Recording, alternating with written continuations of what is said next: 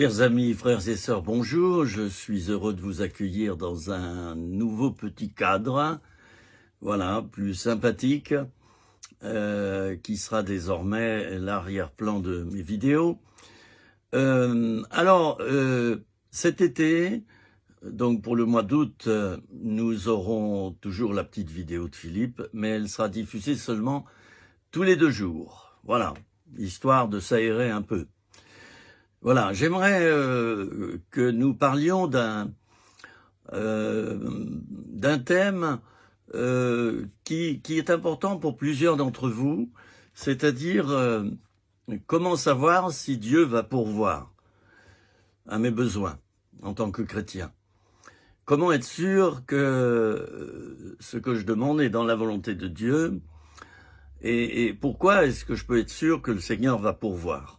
Est-ce que c'est pas finalement le fait de compter sur Dieu, est-ce que ça ne serait pas un petit peu de l'irresponsabilité, de l'immaturité, et qu'il faudrait pas compter plutôt sur soi-même, hein? Vous savez qu'il y a un dicton, aide-toi et le ciel t'aidera. Bon, il n'est pas tout à fait faux, il n'est pas dans la Bible, hein, je préfère le dire. Mais il n'est pas tout à fait faux. C'est-à-dire que le chrétien qui se met à prier pour demander à Dieu de faire tout ce que lui, finalement, il devrait faire, ben là, il y a un problème, il y a un déséquilibre. Un autre déséquilibre également, quand le chrétien ne demande rien à Dieu et veut tout faire par sa propre force et par lui-même. Vous voyez? Alors ça, ce sont 2 pièges à éviter. Nous allons parler de ça, et pour cela, je voudrais qu'on lise, j'ai ici ma Bible, et j'en profite pour la montrer, cette Bible qui me suit depuis 40 ans, hein. Eh bien, elle est pleine de petits papiers, pleine d'annotations, vous pouvez le voir, de couleurs. Je l'ai tellement travaillé, cette Bible, que si vous voyez les bords, c'est du parchemin. Et je dirais même que à la fin de cette Bible, eh bien, j'ai dû faire des photocopies pour recoller des pages, parce qu'elle se détériore sérieusement. C'est bon signe, c'est signe que elle a travaillé, cette Bible. C'est important, hein, la parole de Dieu. C'est important de plancher sur la parole, de l'éplucher. Hein, dans une vidéo, je disais même de faire un petit peu comme les vaches. Il faut ruminer la parole de Dieu. Et voyez-vous, le jour où vous pourrez vous dire « Ah, j'ai oublié ma Bible », et puis ne pas être en souci, ça signifiera que votre Bible, elle est à l'intérieur de vous. Voilà, et c'est dans ce sens-là que Dieu disait au prophète « Mange ce rouleau ». Hein. Et la parole de Dieu, on devrait la manger. D'ailleurs, elle est appelée une nourriture. Hein. On devrait la manger, et bien, comment la manger? Eh bien, tout simplement, il faut l'étudier. Il faut, c'est un petit peu comme une assiette garnie de mets, hein. On va couper la viande, on va la couper en morceaux, et puis ensuite, hop, il y a la joie et le plaisir de manger ce qu'il y a dans l'assiette. Alors, la parole de Dieu, c'est un plat, vous voyez? C'est un plat dans lequel il y a le hors-d'œuvre, le poisson, hein, le premier plat. Ensuite, le deuxième plat, eh bien, c'est donc la viande. Et puis, il y a le plateau de fromage et il y a le dessert. Voilà, et puis il y a le café. Alors voilà, j'ai voulu simplifier un petit peu les choses, mais c'est vrai que la parole de Dieu doit être notre repas quotidien. C'est très important. Si vous êtes chrétien et vous connaissez à peine la parole de Dieu, bien c'est comme si vous étiez le propriétaire d'une, je vais être terre à terre, d'une machine à laver, et puis vous n'avez pas étudié le mode d'emploi. Vous savez pas comment vous en servir, puis résultat, vos vêtements ne sont pas lavés. Ils sont pas nettoyés, et puis la lessive n'est pas faite, et puis vous portez des vêtements toujours de plus en plus sales. La parole de Dieu, c'est un mode d'emploi. C'est un mode d'emploi, c'est le mode d'emploi de la vie chrétienne. Et je ferai un petit reproche à mes amis catholiques, que j'aime tellement, un petit reproche, un saint reproche, c'est que dans la liste des sacrements de l'Église catholique, eh bien, il n'y a pas la parole de Dieu. Hein. Il y a l'Eucharistie, il y a le sacrement de réconciliation, sacrement de mariage, etc. Enfin, je ne veux pas en faire la liste ici, mais la parole de Dieu n'y figure pas. Et je pense que c'est parce qu'elle n'y figure pas que Dieu a permis aussi que le protestantisme naisse. Voilà, j'ai mon téléphone qui sonne. Comme je vous ai dit, on est à la maison et quelquefois j'oublie de couper le téléphone. Bon, écoutez, je reste en place et je continue ma petite méditation. Alors, ça sonnera le temps que ça voudra et puis ça va s'arrêter. Je propose qu'on puisse lire dans l'évangile de Matthieu au chapitre 6. Je regarde si c'est vraiment le chapitre 6, oui c'est ça. Et puis on va lire les versets 31 à 34. Vous voulez bien? Donc ouvrez vos Bibles, ceux qui en ont une. J'espère que vous en avez une. Hein. Moi j'en ai une dans ma voiture.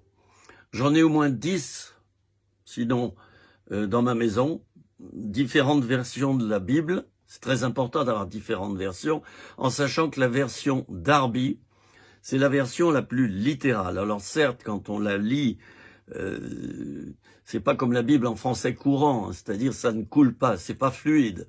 Mais la traduction est au plus juste. Alors j'ai toujours avec moi une Bible Darby, et puis j'ai la Bible de Jérusalem, j'ai la Bible Second, Bible en français courant, etc. Enfin, toutes les Bibles, toutes les versions qui existent, je les ai à peu près toutes, y compris la version Chouraki. Donc, la parole de Dieu, doit être un instrument de travail quotidien. Et plus tu seras rempli de la parole de Dieu, plus tu la connaîtras, plus tu sauras gérer au mieux ta vie chrétienne. Parce que il y a tout dans la parole de Dieu. Enfin, j'allais dire tout ce qui est basique. Hein. Le reste, eh bien, on adapte. Mais tout ce qui est basique se trouve dans la parole de Dieu. Donc, important de la connaître et de bien la connaître. Hein. J'espère que mon chien va pas nous déranger. Là, ça a été le téléphone.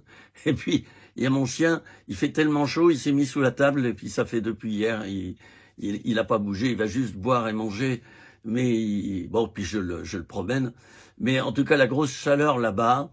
Et puis bon, voilà, j'attends que ça se passe et que il fasse moins chaud et il va retrouver son énergie habituelle. Alors, versets 31 à 34 du chapitre 6 de l'évangile de Matthieu.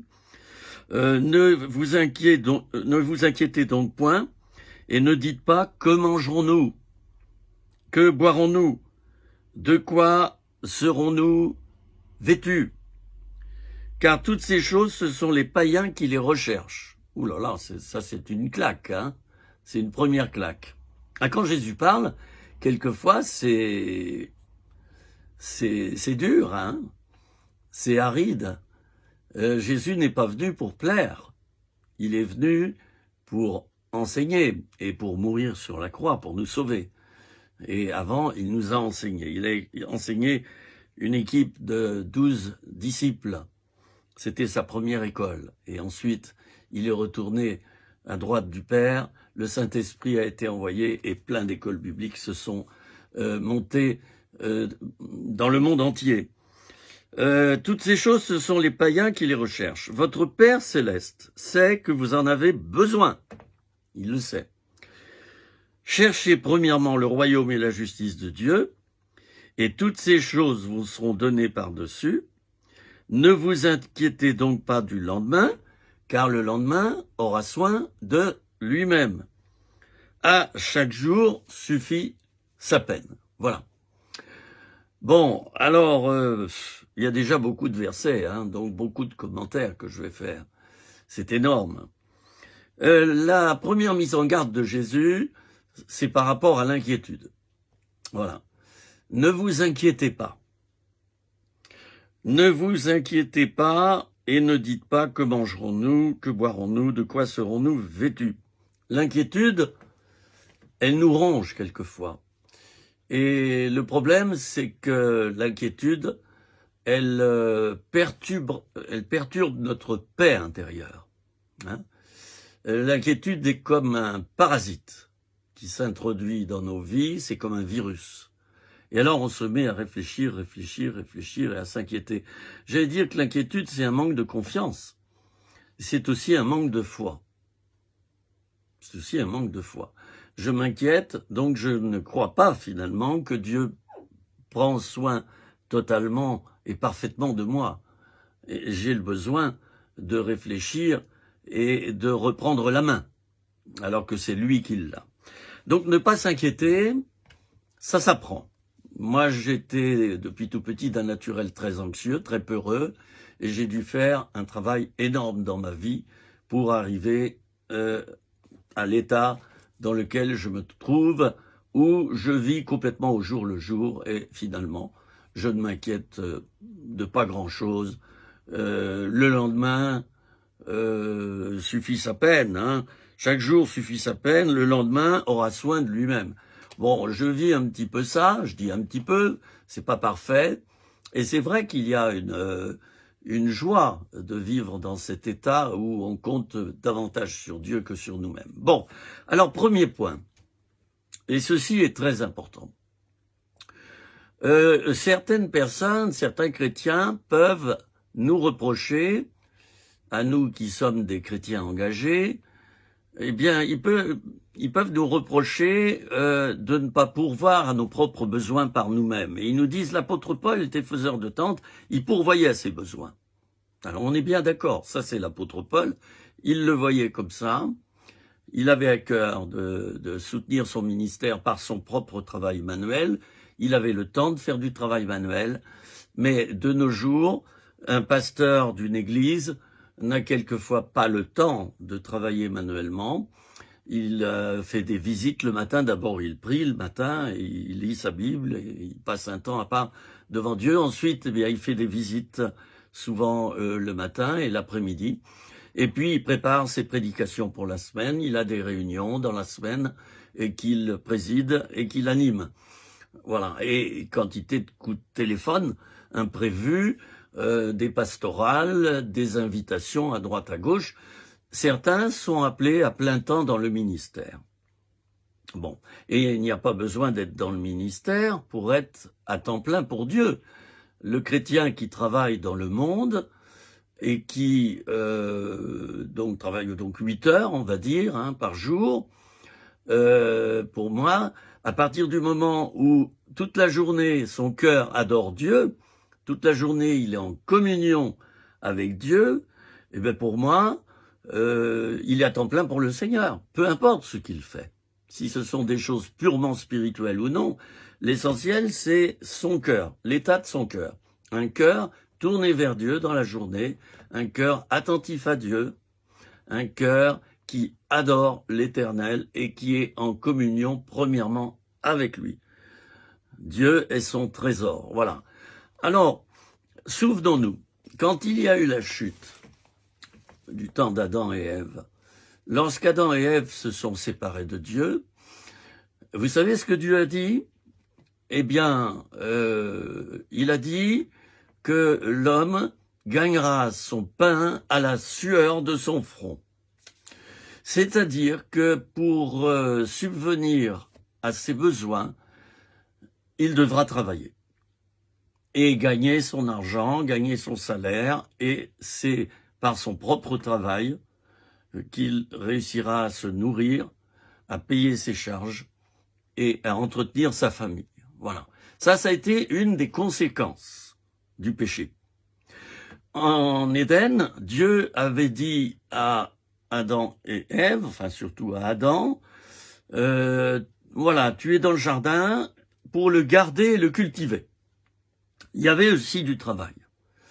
Mais ce n'était pas en contrepartie d'un salaire. Je dirais que Dieu pourvoyait aux besoins d'Adam et Ève, et en plus, Adam et Ève avaient reçu une responsabilité de la part de Dieu, c'était de garder et de cultiver le jardin. Vous voyez, deux choses différentes et complémentaires. Après la chute, c'est différent. Là, les deux sont reliés. L'homme va devoir travailler pour subvenir à ses propres besoins. Ben oui, il s'est séparé de Dieu. Dieu, son père. Un père, il pourvoit. Moi, je suis père de 6 enfants et papy de 9 petits-enfants. Eh bien, j'ai pourvu largement à la vie de mes enfants, à leurs études, à leur enfance, à leurs frais. Et puis quand un de mes enfants traverse une épreuve où financièrement c'est difficile, ben, je lui donne un petit coup de main. Et quand mes petits-enfants arrivent, eh bien je les gâte. Hein, je les gâte et je donne aux parents une petite enveloppe, tiens, c'est pour mettre dans leur tirelire, c'est pour les récompenser, pour leur offrir des cadeaux de la part de papy. Bon, ça, j'aime le faire. À combien plus forte raison, Dieu, le Père, veut pourvoir dans ma vie. Je vais parler de moi puisque ça sera peut-être plus parlant pour vous. J'aurais pu parler de toi aussi, c'est la même chose. Dieu est mon Père. Dans la mesure où je l'ai reconnu comme mon Père, j'ai réparé le péché dans lequel j'étais avant, c'est-à-dire que j'étais séparé de Dieu. Et vous savez que la première définition du péché, c'est donc un acte de séparation de Dieu. C'est ça le péché. Alors, quand je me suis converti authentiquement, quand je suis né de nouveau, quand vraiment j'ai mis le Seigneur en premier dans ma vie et qu'il s'est mis à vivre à l'intérieur de mon cœur, toutes les choses ont basculé. Toutes les choses ont basculé. Alors c'est vrai que je suis pas devenu un ange, c'est vrai que mon corps vieillit, c'est vrai que j'aurai toujours des épreuves et des souffrances et je serai comme les autres qui ne sont pas croyants. À une différence, c'est que comme j'ai reconnu Dieu comme Père, eh ben il va pouvoir efficacement être mon Père. En quelque sorte, je lui ai donné le feu vert. Oui, sois mon Père. Tu es mon Père, donc sois mon Père. Alors, Dieu le Père aime particulièrement pourvoir aux besoins de ses enfants.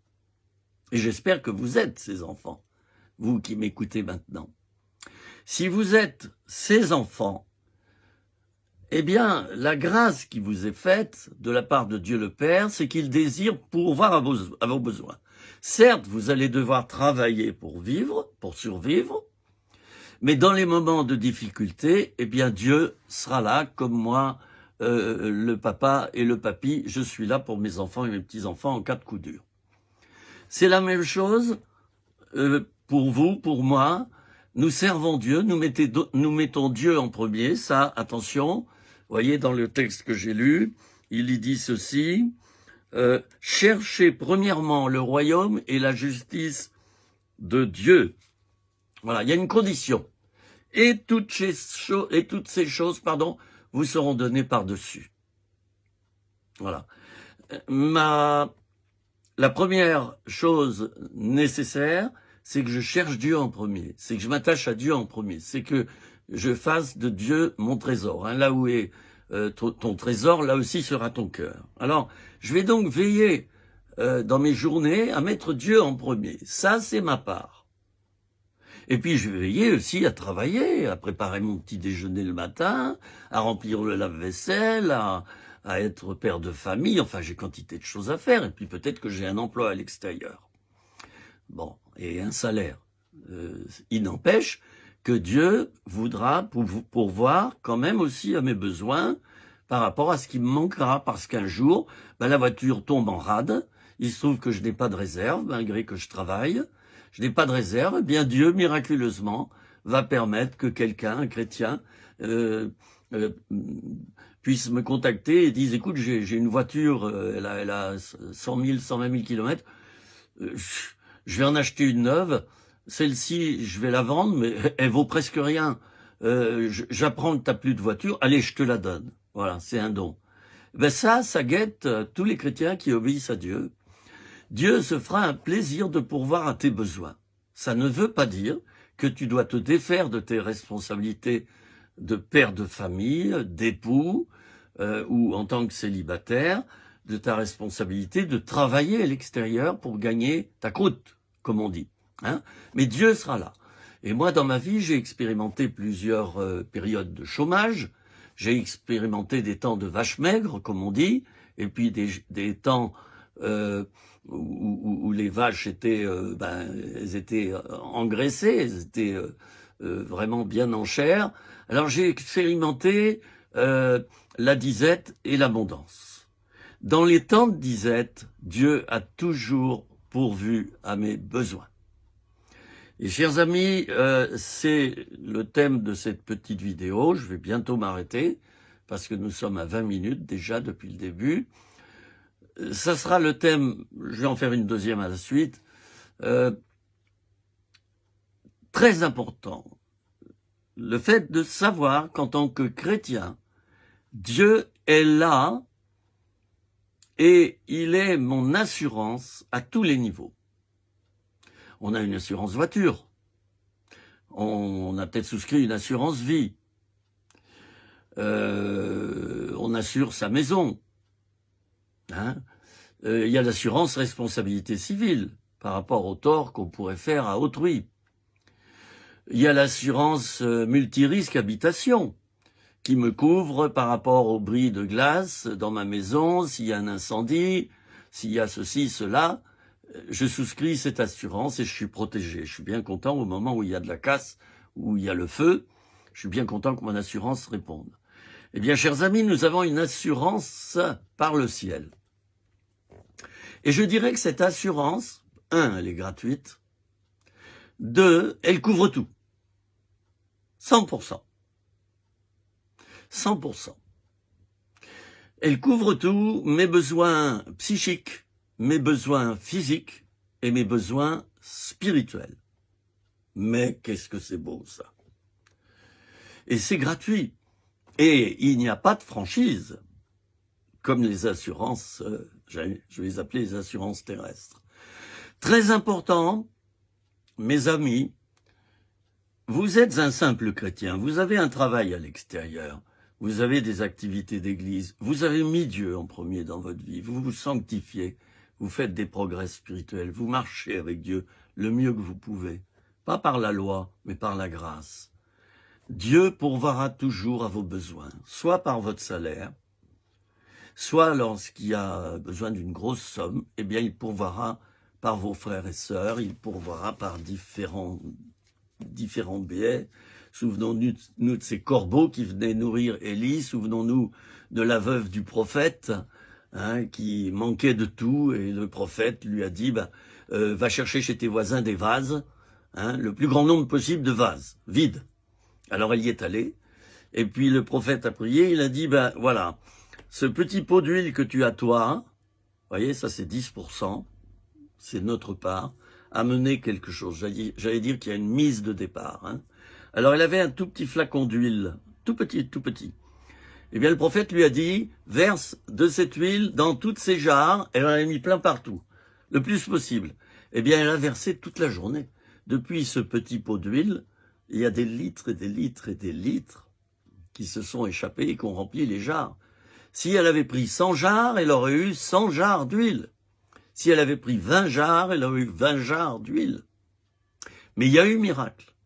Alors Dieu peut pourvoir miraculeusement, ou alors par l'aide d'un bien-aimé, de quelqu'un de ta famille, un frère ou un sœur d'une église, ou peut-être ton pasteur qui t'a à cœur et qui va te donner une enveloppe. Dieu pourvoira. Moi j'ai vécu totalement par la foi 15 ans dans ma vie, sans salaire, sans rien du tout, sans aucun revenu. Je n'ai manqué de rien.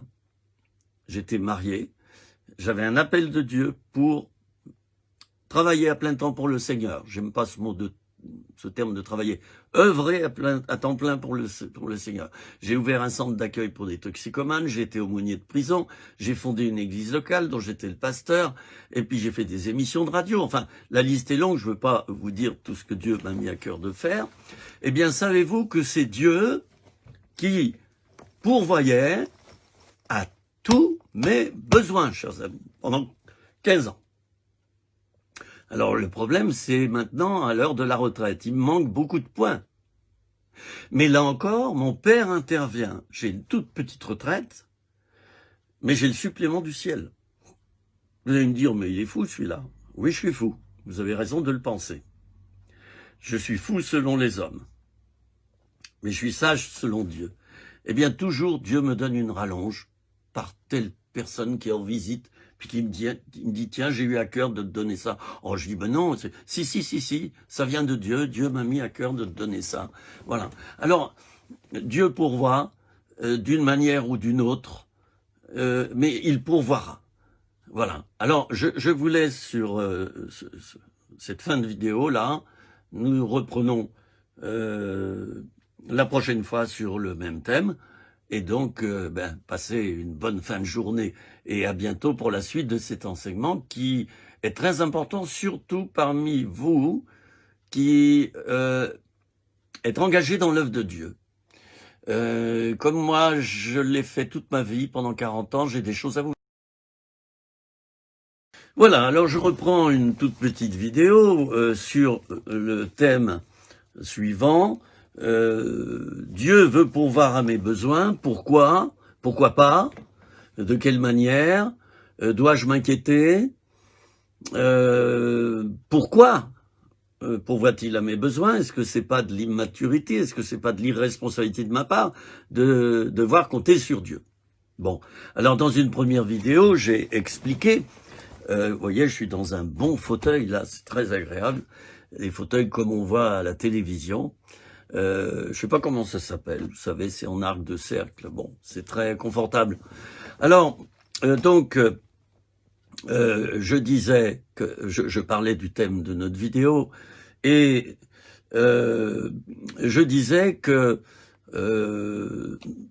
depuis la chute, ça je l'ai dit dans la précédente vidéo, depuis la chute, eh bien, beaucoup de choses se sont inversées. Bon, le péché est intervenu et rentré dans l'homme et dans la création tout entière, hein, imaginé comme un virus, voilà, qui va rentrer dans un ordinateur et attaquer toutes les parties, l'unité centrale, l'UC, et puis les disques durs et tout ça, bon, tout dysfonctionne.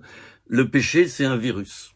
Et donc, au moment où Adam et Ève se sont séparés de Dieu, ils en avaient la liberté, et ils ont pris une mauvaise décision, bon, comme nous, quelquefois.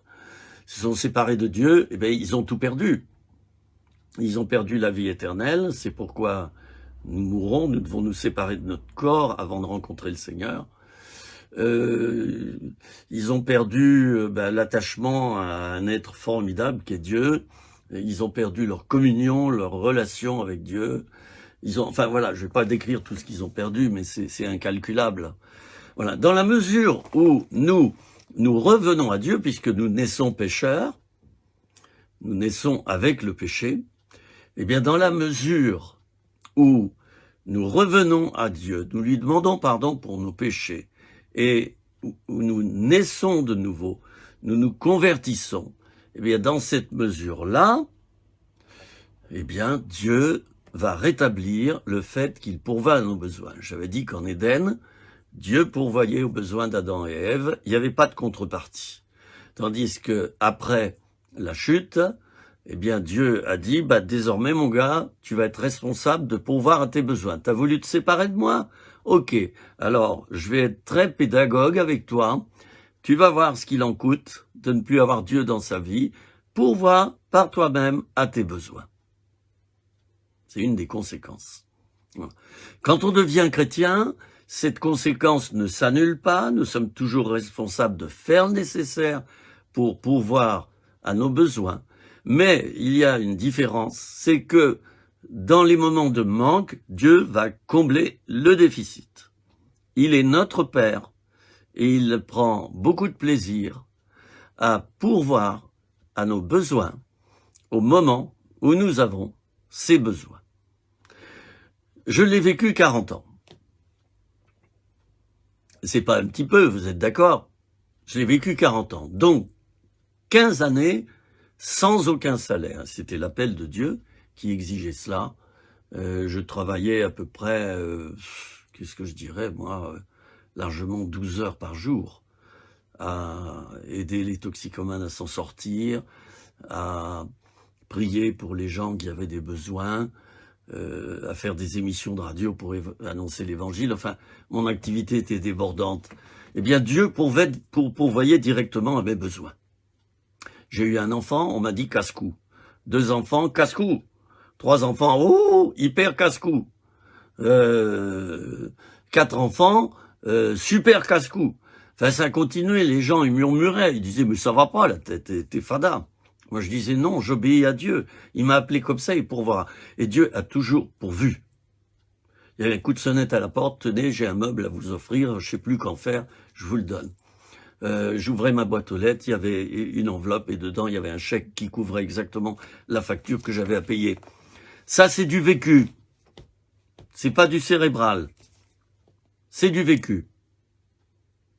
Et toi aussi, mon frère, ma sœur, tu peux le vivre. Je m'adresse à toi qui regarde cette vidéo. Toi aussi, tu peux vivre cela. Si tu crois. Alors, ce qui est nécessaire, c'est que tu abandonnes l'inquiétude. Hein, ne vous inquiétez de rien. Matthieu 6. Hein, j'ai lu les versets tout à l'heure. Ne vous inquiétez de rien. Il faut abandonner l'inquiétude qui, je l'ai dit, est la conséquence d'un manque de foi et d'un manque de confiance. Et moins je crois que Dieu va pourvoir, plus je m'inquiète et plus je rentre dans la méfiance. Et plus je vais essayer de pourvoir par mes propres besoins, voilà, et je vais en faire une maladie. Plus j'ai confiance en Dieu, plus j'ai foi en Dieu, plus j'ai foi dans l'amour de Dieu, parce que Dieu pourvoit parce qu'il m'aime. C'est sa motivation. Il m'aime, je suis son enfant.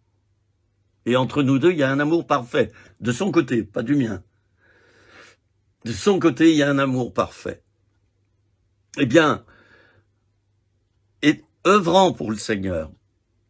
Et je rappelle qu'œuvrer pour le Seigneur, c'est pas forcément œuvrer dans le ministère, c'est pas forcément être à temps plein pour le Seigneur.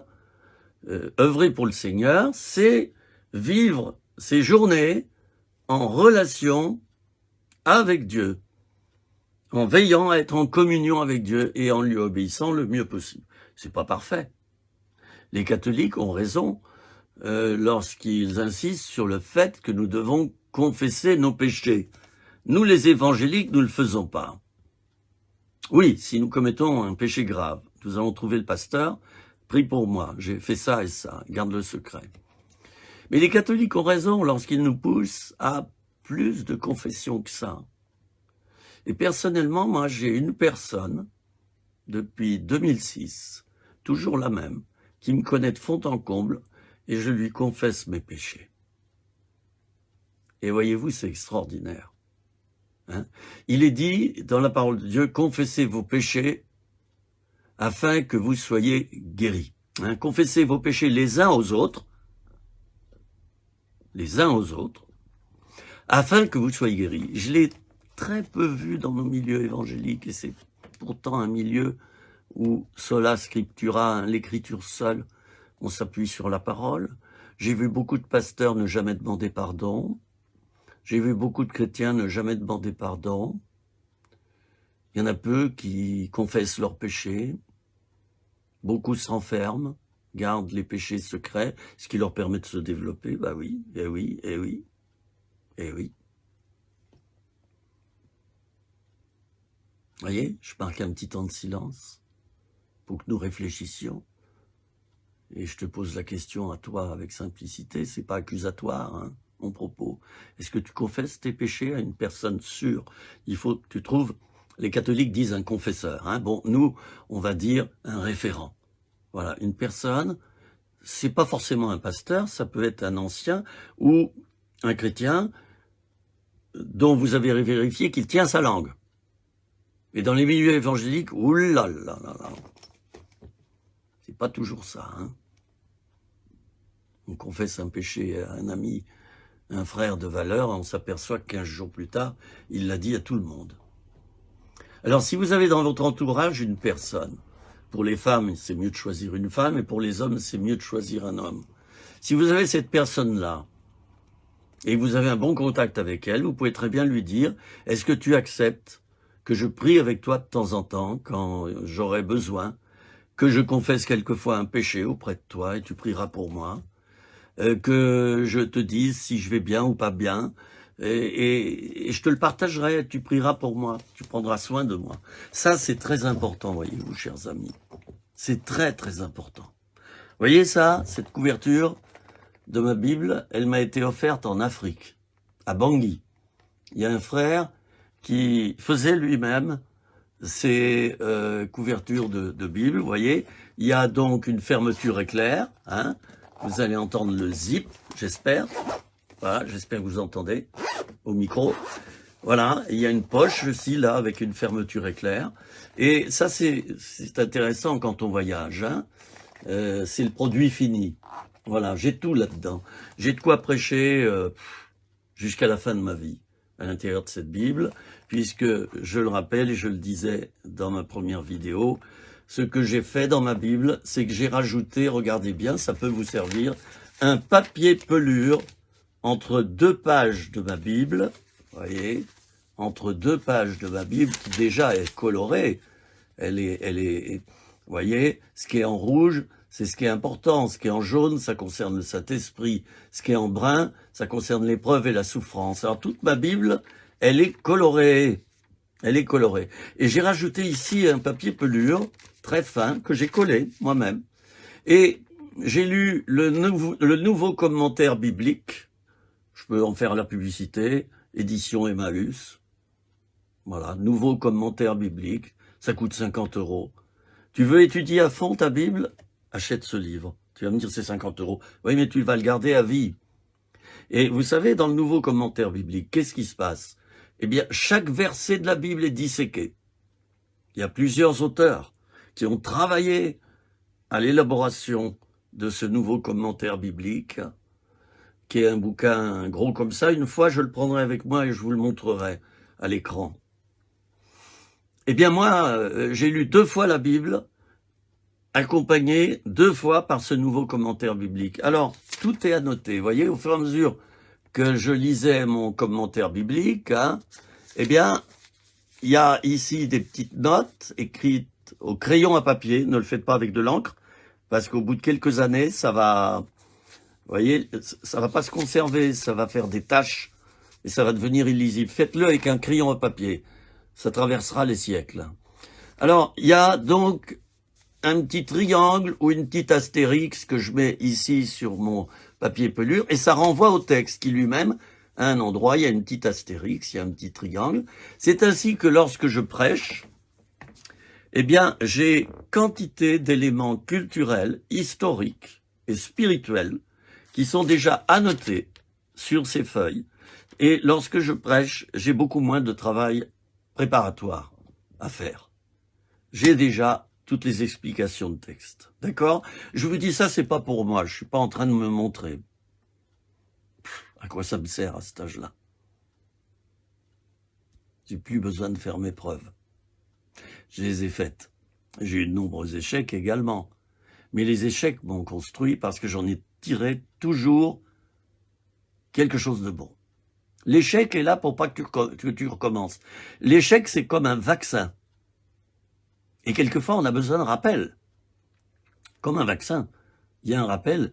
Récemment, j'ai eu un rappel de mon tétanos. Je crois que c'est tous les 10 ans. Eh bien, je viens de le faire. Vous savez, c'est ce qui fait que si je marche sur un clou rouillé avec mon pied, eh bien, ça va pas s'infecter. Et je vais pas avoir une infection et risquer de perdre la vie. J'ai tous mes vaccins pour l'Afrique, fièvre jaune, hépatite, enfin, ouais, je suis hyper vacciné, moi, parce que j'ai beaucoup voyagé, pas dans le monde entier, mais dans beaucoup de pays à risque. Donc, j'ai toutes mes vaccinations qui sont tenues à jour. Alors, bon, pourquoi je vous parlais de ça? Je vous parlais de ça parce que, donc, cette Bible, elle m'a servi pour prêcher aussi bien à 24 heures d'avion d'ici qu'à 1 heure d'avion, et même ici devant ces petites vidéos, vous voyez, tout ça, ça me sert. Hein. Et c'est tellement important de bien connaître ta Bible, mon cher ami. C'est important. Hein. Tu vois, regarde mes premières feuilles, tiens, je ne sais pas si vous allez voir, c'est du parchemin. J'ai dû scotcher les pages, mais ça fait rien. Ça fait rien. Vous voyez, elle tient mal, hein. Ça tient mal. Mais ça tient quand même. Alors je mets des points de colle de temps en temps. Ah, très important ça, la Bible. Hein. Mon ami, prends-tu le temps de lire la Bible? Tous les jours ou tous les 2 jours? De t'isoler? Est-ce que le matin tu te lèves un petit peu plus tôt? Si tu veux devenir vraiment quelqu'un qui porte du fruit pour le Seigneur, il faut commencer par le commencement. Et déjà, il te faut ingérer cette Bible. Tu vas me dire, oui, mais c'est énorme.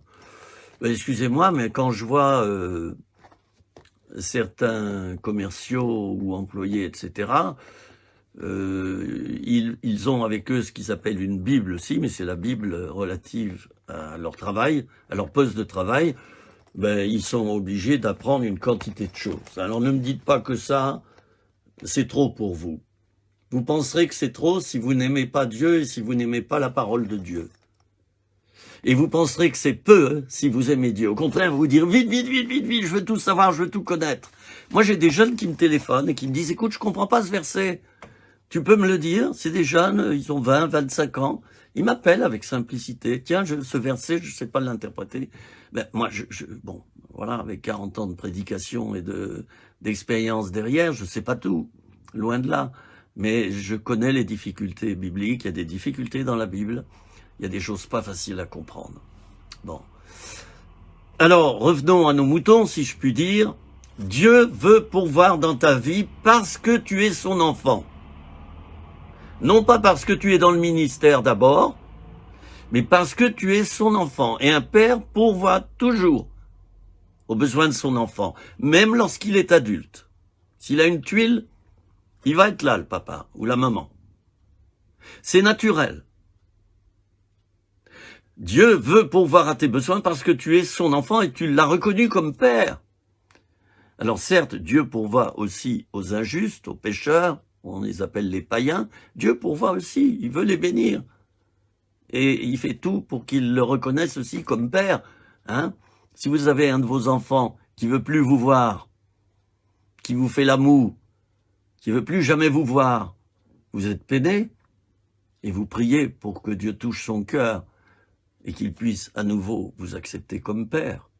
Eh bien, Dieu est comme ça, et il prie pour toi, mon ami qui n'a peut-être pas expérimenté la conversion. Il prie pour toi, pour que tu en arrives à le reconnaître comme père, que tu découvres qu'il est ton père, parce que Dieu va pas s'imposer dans ta vie. Il va pas s'imposer dans ta vie. Il est fair-play, le Seigneur. Il est fair-play, je le redis une deuxième fois. Hein? Il va jamais te forcer. Dieu ne fait pas comme les publicitaires. Dieu ne va pas t'hypnotiser. Dieu ne va pas te tromper. Il ne va pas te mentir. Moi, quand je témoigne, je dis, depuis que je connais Jésus, ma vie a changé. Et je rajoute exprès, parce que je suis un provocateur, né, et Dieu m'utilise comme ça. D'ailleurs, il m'a confirmé que je devais le rester. Parce qu'il y a des choses, quelquefois, qui ne doivent pas rester dans nos vies. Il y en a d'autres dont Dieu va se servir, et ça devient alors une capacité. Hein. Donc, je suis assez provocateur, assez relationnel, et Dieu se sert de moi comme ça. Bon, je ne sais plus pourquoi je parlais de ça, de la provocation. En tout cas, ne vous étonnez pas si dans mes vidéos, je vous pique un petit peu, si je vous remets en question. D'ailleurs, plusieurs m'ont écrit sur mon Facebook et m'ont dit « On a besoin d'un homme comme toi, on veut la vérité ». Alors, dans mes vidéos, je vous cacherai rien. Oui, j'en reviens à ce que je disais avant. Le publicitaire, lui, il cache les défauts de ce qu'il veut te vendre. Il cache les défauts. Moi, je te cacherai rien. Je te cacherai rien, ni sur mes péchés d'autrefois, ni sur ceux que j'ai commis en tant que chrétien ou en tant que pasteur. Hein. Ne vous faites pas d'illusions, un pasteur, ça pêche. Hein. Ah, les sacro-saints pasteurs qui veulent laisser penser qu'ils ne sont plus pécheurs. T'as qu'à aller écouter derrière la porte de son appartement, ce pasteur-là, t'entendras des cris, des jurons. Ah oui, dans l'église, il dit ah, bonjour frère, bonjour ma soeur, que Dieu te bénisse. Oui, oui. Le pasteur commet des péchés, c'est un être humain comme un autre. Il a besoin de confesser ses péchés aussi. Et dans nos milieux pastoraux, je prie beaucoup, et avec humilité, avec douceur et tendresse. Je prie beaucoup pour les pasteurs. J'ai pas toujours été comme ça. Je leur en voulais avant. Je prie beaucoup pour mes amis pasteurs, pour qu'ils découvrent la joie d'être de plus en plus vrais. Quand ils ont un échec, ils peuvent le partager aux membres. Quand ils ont commis un péché, ils peuvent en parler. C'est attirant. Les paroissiens, plutôt que de se dire « Oh ben notre pasteur a péché », ils vont se dire « Quel courage !» Donc moi je peux aussi confesser mes péchés. Du coup, tu sais quoi?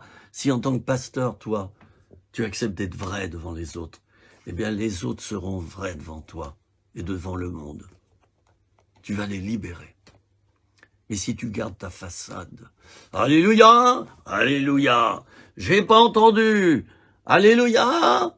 Alors, il y a quelqu'un ici, qu'est-ce que j'aime pas ça? C'est de la manip, ça, c'est de la manipulation. Y a-t-il quelqu'un dans cette salle? Et tout le monde de répondre Amen.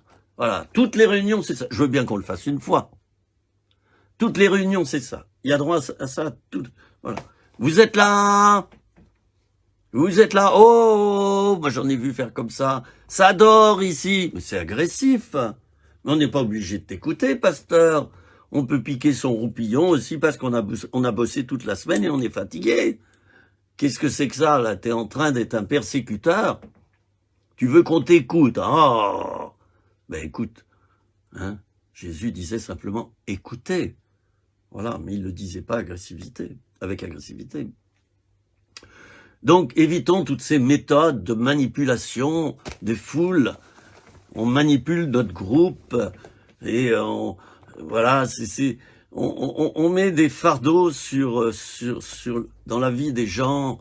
On les culpabilise parce qu'ils sont pas venus aux réunions suffisamment. On les culpabilise parce qu'ils participent pas assez. On les culpabilise parce qu'ils versent pas leur dîme. Monnaie. On les culpabilise parce qu'ils ne prient pas assez, on les culpabilise parce qu'ils jeûnent pas, etc. C'est pas ça l'évangile. Jésus a dit, je ne vous appelle plus mercenaire. Tu n'es pas le mercenaire de ton pasteur. Respecte-le, ton pasteur. C'est peut-être un saint homme. Mais tu n'es pas son mercenaire. Jésus a dit, je ne vous appelle plus mercenaire, je ne vous appelle pas mercenaire, mais je vous appelle mes amis. Un pasteur a une relation amicale avec ses brebis. Mais il ne les contrôle pas. Il ne les domine pas avec dureté. Relisez Ézéchiel chapitre 34. Il ne leur soutire pas de l'argent.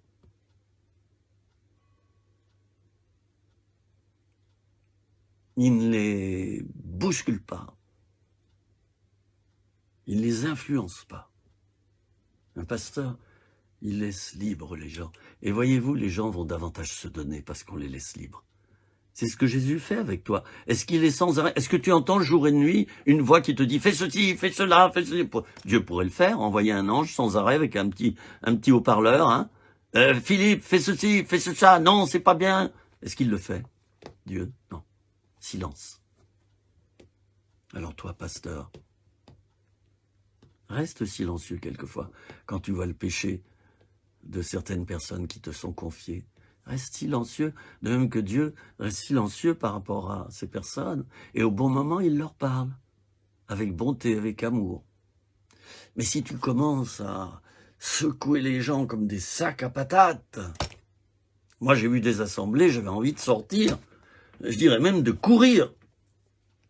Je me dis, mais je suis tombé dans quoi? C'est une secte ou quoi? C'est pas possible, quoi. Faudrait presque adorer le pasteur, se prosterner devant lui et lui dire Inch'Allah. Non mais c'est quoi ça? C'est pas normal. C'est pas normal. Voilà. Je le dis avec bonté, avec amour, envers mes confrères. Hein. Il n'y a que de l'amour là. Et si je dis souvent que si je donne des conseils au pasteur, c'est parce que moi j'ai expérimenté des problèmes dans ma vie pastorale, ma vie de pasteur. J'ai fait des erreurs. Donc j'exhorte les autres à ne pas faire mes erreurs. Mais si je parle d'une erreur, c'est que je l'ai faite autrefois. Donc je ne juge pas. Voilà. Alors, je termine cette petite vidéo et j'en fais une autre. Vous voyez, quand j'en commence, je ne sais pas combien à la suite je vais en faire. Ça dépend du Saint-Esprit, du Seigneur qui m'inspire. Et là, je crois qu'il me pousse vraiment en avant pour vous parler, mes amis, que j'aime. Je vous aime. Et si je fais ces petites vidéos, c'est pour donner ce que j'ai reçu. C'est pas pour qu'il y ait ma trombine et parler de Philippe Osnay. Moi, j'en ai rien à faire de Philippe Osnay. Il y a bien longtemps que j'ai perdu tout désir d'être connu, d'être honoré. Ça sert à quoi, l'arrivisme? Voilà, on veut que notre nom soit inscrit sur tous les dépliants, on veut être le grand prédicateur qui réunit des foules. Mais dis donc, t'aurais pas un complexe d'infériorité que tu compenses par un complexe de supériorité, toi? Tu veux être partout, que ton nom soit inscrit partout, qu'on parle de toi, le pasteur, le grand pasteur? Non, il n'y a pas de grand pasteur. Il n'y a que des petits pasteurs dans lesquels Dieu est grand. Amen. Bon, on va passer à la vidéo suivante. Donc, je vais être obligé de couper. Et puis, je reprends un petit enregistrement. Vous voyez, on est à la maison. Hein, et pendant ce temps-là, je vais peut-être couper mon téléphone, d'ailleurs, qui a sonné tout à l'heure. Je vous dis à bientôt pour une nouvelle vidéo sur le même thème. Dieu pourva à mes besoins. Pourquoi, comment, que doit... Troisième partie de mon enseignement sur le thème suivant. Dieu pourvoit-il à mes besoins? Veut-il pourvoir? Pourquoi veut-il pourvoir? Est-ce de l'immaturité que de compter sur Dieu? Est-ce que ce n'est pas manquer de courage? Voilà, certains nous disent, ben moi je pourvois à mes propres besoins et j'ai tout. Ah oui, ils s'appuient sur leur propre force. Mais le jour, mon ami, où tu vas avoir un accident de travail et ou alors ton entreprise va faire faillite et tu vas tomber au chômage, tu vas voir comme c'est difficile. Il ne faut pas s'appuyer d'abord sur soi. Mais nous, les chrétiens, sachons nous appuyer d'abord sur Dieu. C'est important. Même quand on y arrive par nous-mêmes. Seigneur, je te remercie.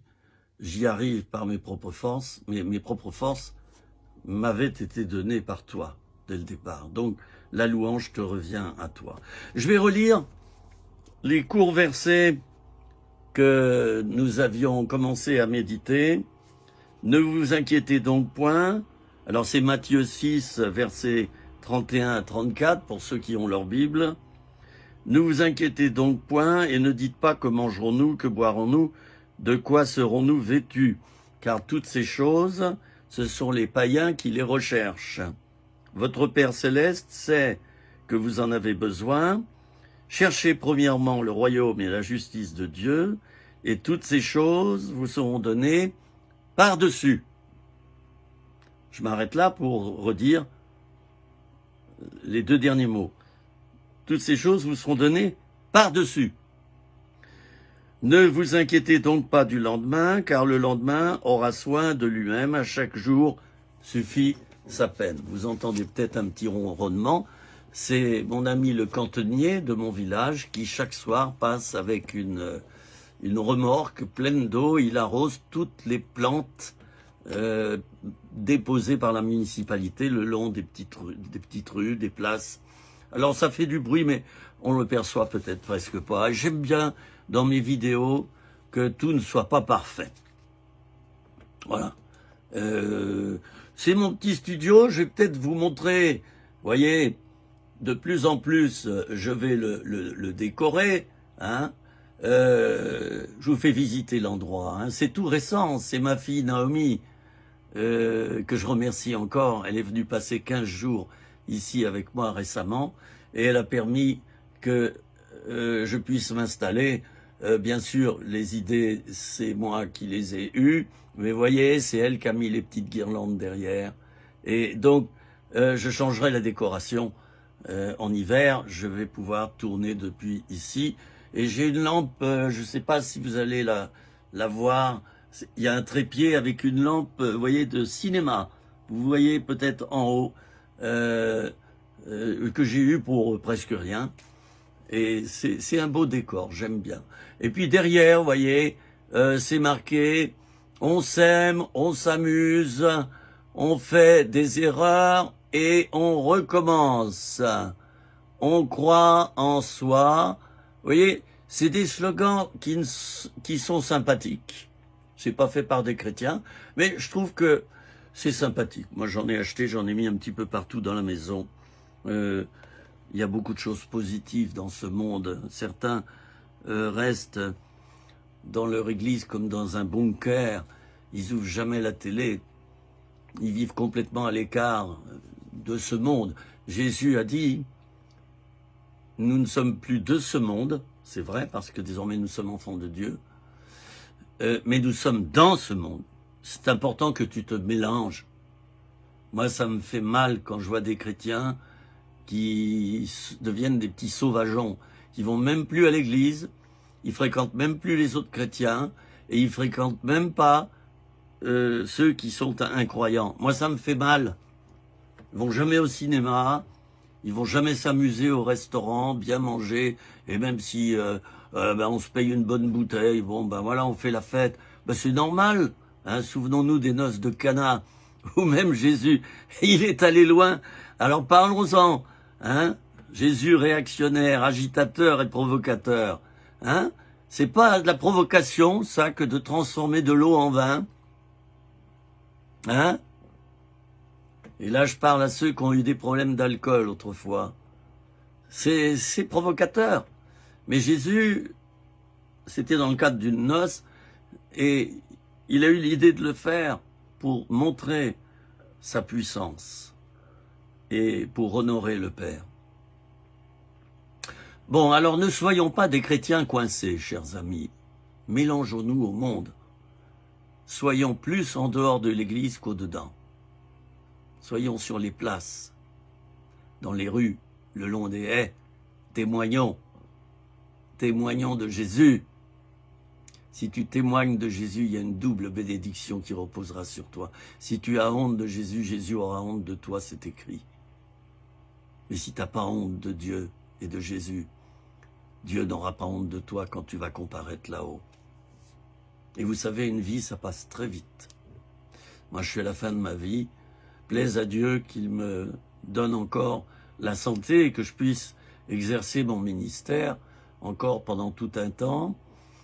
Je le souhaite pour lui, pas pour moi. Parce que quand je vois l'état de ce monde à l'heure actuelle, et j'en ai discuté avec ceux qui ont mon âge, je vais avoir 68 ans de cette année, mon fils aîné aura 40 ans. Quand je vois l'état de ce monde, je vous assure que ça ne me donne pas envie d'y rester.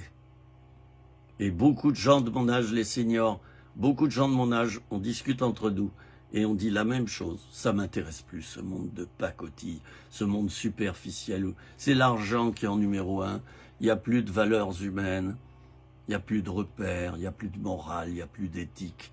Parlons-en de la loi bioéthique qui est votée en ce moment. C'est une catastrophe pour la France. Notre président est en train d'enfoncer la France. Notre président, mais surtout les lobbies qui l'influencent, hein, parce que le président, c'est un peu un jouet entre leurs mains. Voilà, alors, moi, ça me donne l'effet que la France, pour l'instant, est aux mains en partie des satanistes. Il y a aussi les francs-maçons, il y a les Illuminati, il y a plein de castes comme ça. Et c'est eux qui tiennent le pouvoir et qui vont faire que l'humanité s'enfonce et meurt et que la planète disparaisse.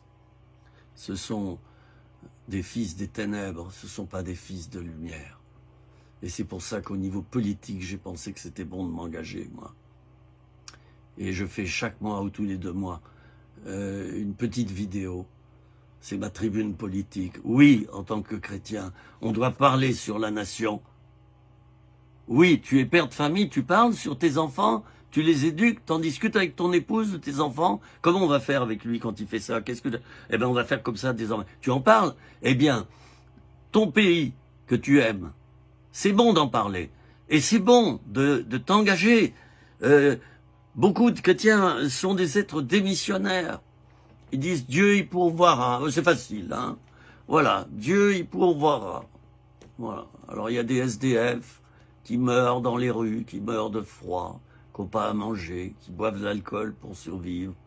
Dieu pourvoira. Alléluia. Le monde s'autodétruit. Dieu pourvoira. Ça devait arriver, ça c'est le fatalisme. Ça devait arriver. Tout ce que j'ai entendu ces temps-ci, où je me suis beaucoup plus engagé au niveau politique, tout ce que j'ai pu entendre. De toute manière, tous ces partis, c'est naze. Il n'y en a aucun qui n'est pas dans le mensonge. Alors à quoi ça sert de leur faire confiance? Moi, je fais confiance en Dieu. Et puis, je vote pas. Ah, tu votes pas, bravo. Hein. C'est qu'aussi tu me disais, je veux pas de carte d'identité, ça sert à rien, c'est mon identité terrestre. Hein. Ben oui, je veux pas de passeport. Et puis je veux pas rouler à droite sur les routes. Parce que Dieu, lui, il n'y a pas ses règlements dans le ciel. Mais t'es un peu fada, toi. Tu serais pas un peu super spirituel? Faut t'engager, t'intéresser à la politique, t'intéresser au sport, t'intéresser aux autres, t'intéresser aux associations caritatives, aller distribuer la soupe populaire, t'intéresser aux restaurants du cœur, aux épiceries sociales, t'intéresser aux détenus, t'intéresser aux malades dans les hôpitaux, t'intéresser aux problèmes des hôpitaux à l'heure actuelle, les problèmes des aides-soignants. C'est terrible, ils n'ont pas de quoi soigner les gens. On leur enlève l'argent grâce auquel ils pourraient avoir un matériel et du personnel pour mieux entourer les malades. L'hôpital est devenu une entreprise comme une autre où c'est le bénéfice qui compte.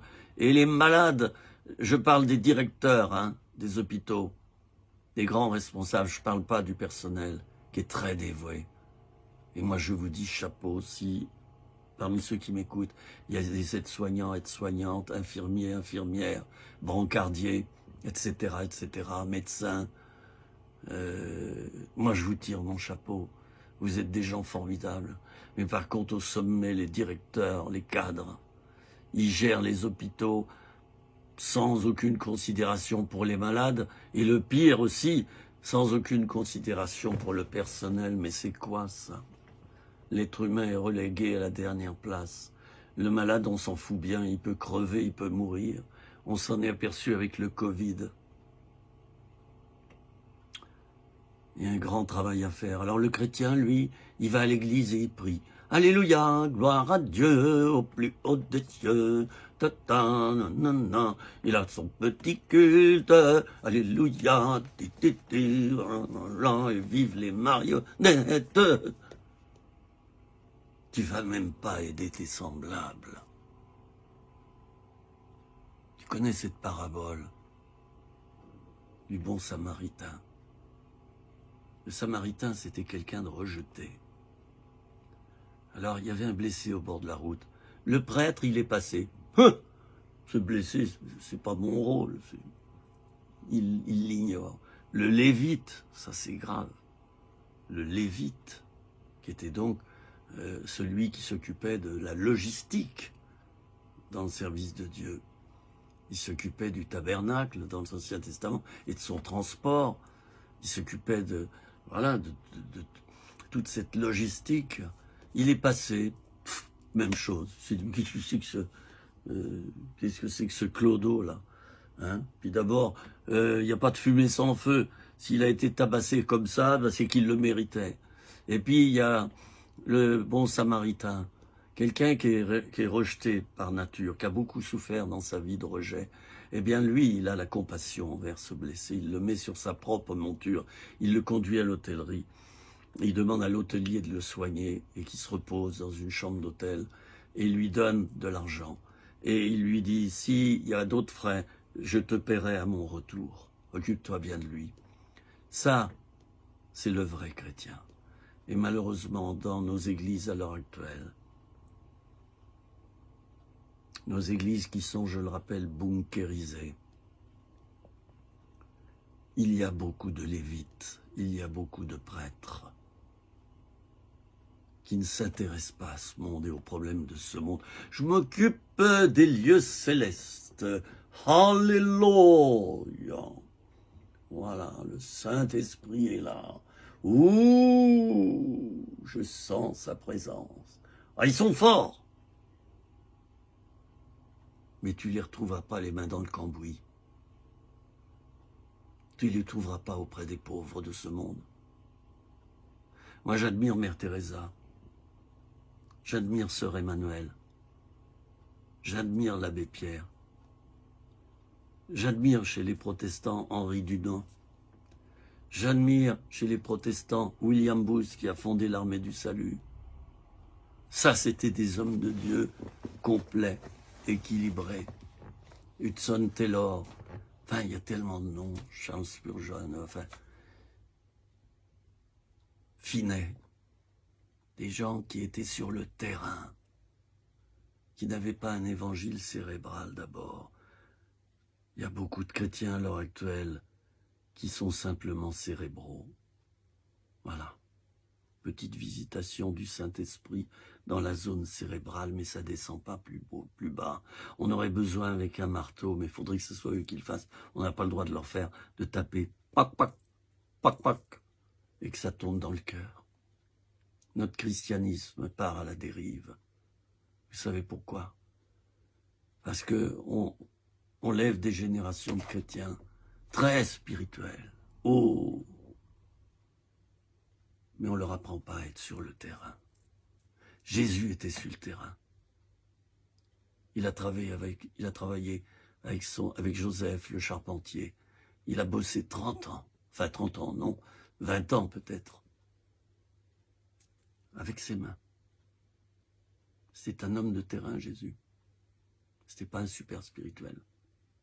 Et puis ensuite, il a eu 3 ans de ministère. Et ensuite, il est passé à l'acte. Il est passé à l'acte. Il a livré sa vie pour moi et pour toi, mon ami. Ça, c'est la parole de Dieu mise en pratique. Dans nos églises évangéliques à l'heure actuelle, il y a beaucoup de personnes, je le dis sans jugement. Il n'y a pas une pointe de jugement dans mon propos. Il y a beaucoup de personnes qui sont très forts dans la louange, très forts pour danser sur les estrades, très forts pour avoir leurs activités d'église. Et quand toi, tu luttes dans ton coin pour aider les homosexuels comme je l'ai fait, et les dépendants sexuels, les alcooliques, les drogués, tu n'as pas ça d'intérêt de la part de ces gens-là. Ils ne te téléphonent pas une seule fois. Et les pasteurs aussi, ils ne vont jamais te téléphoner pour dire « Frère, de quoi as-tu besoin pour tes gars ?» Bien sûr, il y a des exceptions. Il y a des pasteurs qui sont beaucoup sur le terrain, mais ils sont rares, de plus en plus rares, je peux vous le dire. Maintenant, on suit des modes. Hein. Il y a une mode que j'appelle l'onctionnite. Voilà. Faut l'onction, faut l'onction, faut l'onction. Ben oui, moi je l'ai. Et c'est parce que je l'ai que je vais sur le terrain. Alors, on idolâtrise l'onction. Vous comprenez ce qui va pas? C'est pas l'onction qui va pas. C'est l'idolâtrie de l'onction. L'idolâtrie de la guérison. L'idolâtrie des signes et des prodiges. On va bientôt adorer davantage cela que Dieu lui-même. Et ce sont des modes, chers amis. Et voyez, je suis un peu en colère là, mais c'est une sainte colère. Mais que j'aime mes frères qui font cela. Mais réveillez-vous les frères, l'évangile, c'est d'abord aller prendre soin du malheureux. Ésaïe 61, relisez la mission de Jésus. Guérir les cœurs brisés. Consoler les affligés. Être sur le terrain des malades. Et pas pavaner sur des estrades avec prédication sur prédication, et on impose les mains, et c'est l'onction, l'onction, l'onction, puis les gens, oh voilà, ils rentrent chez eux, ils se disent, dans mon église, il n'y a pas ça, puis du coup, ils désertent l'église locale à cause de ça. Et nous, qui avons reçu de Dieu un ministère auprès des paumés, auprès des rejetés de ce monde, on n'a pas ça de considération de la part des pasteurs des églises locales. Parce que nous, on ne rentre pas dans leur business, dans leurs entreprises. Car beaucoup d'églises évangéliques sont devenues des entreprises, que ça vous plaise ou non. Je sais que je vais déplaire à certains, mais je ne suis pas là pour essayer de vous plaire. Je suis là pour essayer de vous dire la vérité, chers amis. La vérité. Quand est-ce qu'on va voir des pasteurs retrousser leurs manches? Oh, j'en ai vu plein. Quelle joie j'ai eue. J'en ai vu plein. Mais j'en ai vu beaucoup aussi, et en majorité. avec leur petit attaché-caisse, leur téléphone, ils sont complètement dans leur business. Voilà. Faut inviter tel prédicateur de renom pour attirer les foules. Chez nous, on va avoir beaucoup de conversions. Hein. Non, non, non. Tu dois être attaché à une seule chose. L'adoration de Dieu. Et le ministère, ça passe en second. Et si tu mets Dieu en premier, Dieu te donnera les brebis. Elles viendront à l'église. Tu n'auras pas besoin de faire de publicité. Si tu mets Dieu en premier, tu verras, il y aura des délivrances. Toutes ces choses vous seront données par-dessus. Souvenons-nous de ce que je viens de vous lire. Matthieu 6. Cherchez premièrement le royaume de Dieu et toutes ces choses vous seront données par-dessus. C'est-à-dire la nourriture, le vêtement, l'argent, tout. Je l'ai expérimenté pendant 40 ans et je l'expérimente encore en tant que retraité avec une petit salaire. Je suis pas en train de faire un appel d'argent d'une manière sous-jacente. Moi, je me satisfais de peu. Mon trésor, c'est le Seigneur. C'est pas mon portefeuille ni mon compte en banque. Et dès que j'ai un besoin, Dieu pourvoit. Dieu pourvoit. J'ai déjà dit que j'ai fait de la prison. Eh bien, en prison, Dieu pourvoyait à mon besoin. Il me manquait du café, toc, toc. Il y avait un voisin de cellule qui lui disait, écoute, j'ai commandé trop de café, je te donne le pot. Voilà. Et tout. En prison, Dieu pourvoyait à mes besoins. J'ai fait l'expérience de Joseph. Dieu pourvoyait à mes besoins. Dieu veut pourvoir à tes besoins, mon frère, ma sœur. À tous tes besoins. Non pas parce que tu le mérites. Tu ne le mérites pas. Et parce que Dieu t'aime comme un père. Alors, cultive ta foi. Ô Père céleste, je te remercie, je suis ton enfant et je vois que j'ai droit à cela, à te demander que tu pourvoies. Et je reçois par la foi ce que tu veux me donner, laissez-le libre de vous donner ce qu'il veut. Il est souverain, c'est lui qui décide. Père, pourvois dans ma vie, dans tous les secteurs de ma vie, pourvois ma vie psychique, pourvois à ma santé, pourvois à mes besoins financiers. Moi, je m'occuperai de toi, de ta parole, et de ton royaume.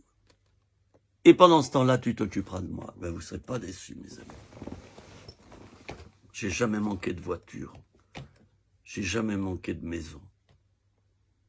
J'ai jamais manqué de quoi que ce soit parce que j'ai veillé. Et ça, je le dois à l'enseignement que j'ai reçu dans l'excellente école biblique que j'ai faite auprès de mon frère Jean-Louis Jaillet, qui est maintenant auprès du Seigneur. C'est lui qui m'a enseigné. Il m'a enseigné. Et si j'avais pas fait cette école biblique, j'aurais pas pu porter du fruit comme j'ai porté du fruit. C'est vrai que j'ai fait beaucoup d'erreurs.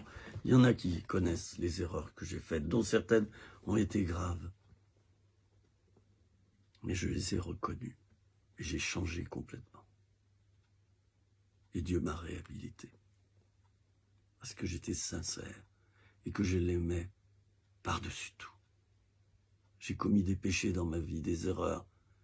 Mais j'allais dire que j'avais du mal à m'en apercevoir. J'étais sincère. Je pensais pas que c'était du péché. Et ensuite, une conviction de péché est venue. Vous savez ce que c'est, hein? On pratique des choses, on se dit, bah c'est bon, quoi. Hein. Et puis, 6 mois plus tard, tu as une conviction de péché qui descend. Oh, quand tu vois l'ampleur de tes péchés. Tu pleures, tu demandes pardon à Dieu et tu changes. Il y a un gros nettoyage et un gros travail de nettoyage à faire dans nos églises, de gros travail de purification. Et cette période de pandémie, je pose ma Bible, excusez-moi, cette période de pandémie, elle est là aussi pour nous avertir, nous chrétiens. Dieu veut dire aux chrétiens, attention, vous êtes attachés à des murs. Vous avez acheté, vous avez misé sur des locaux, vous avez dépensé des sommes folles pour des locaux. Mais moi, je n'ai pas de maison, dit l'Éternel. ma maison, ce sont vos cœurs. Vous auriez dû investir pour les cœurs, plutôt que d'investir dans des murs.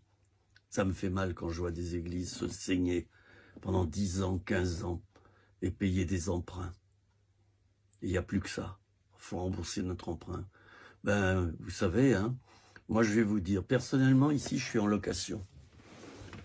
J'ai un loyer. C'est pas à moi tout ça. Et tous mes biens, je les ai donnés au Seigneur. Je m'en suis séparé 2 fois dans ma vie. Deux fois, Dieu m'a dit de tout donner. 2 fois. J'ai tout donné intégralement, quand j'étais jeune.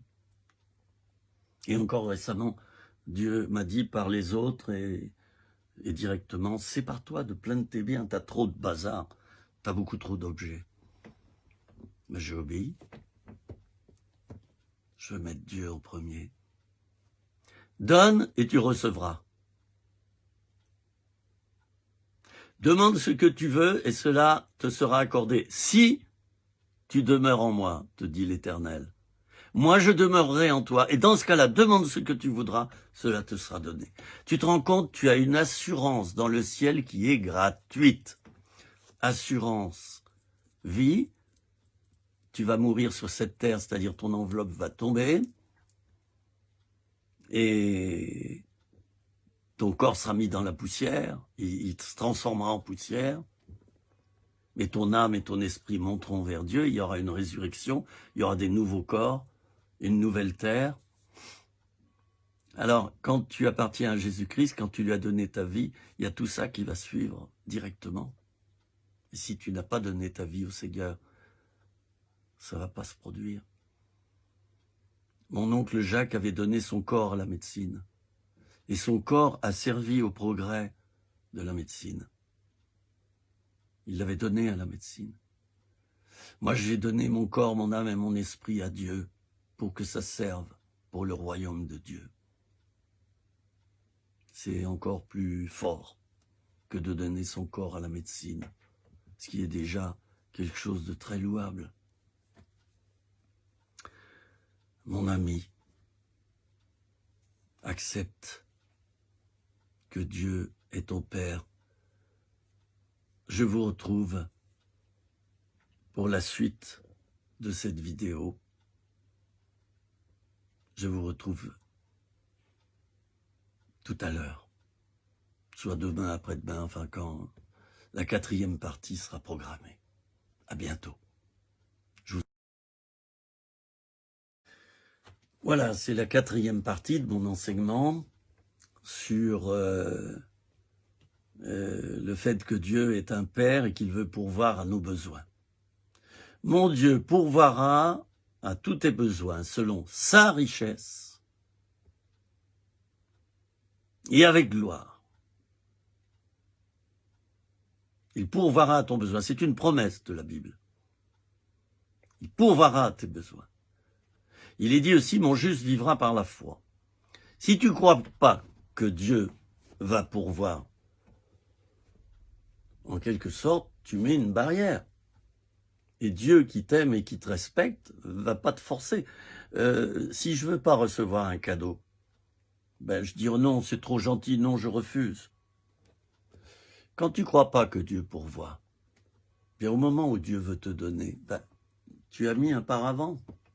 Et ce paravent, c'est quoi? C'est ton incrédulité, c'est ton orgueil. Tu n'acceptes pas que ce soit Dieu qui te donne gratuitement. Tu voudrais le gagner par ton propre travail. Et ça, c'est de l'orgueil. C'est de l'orgueil.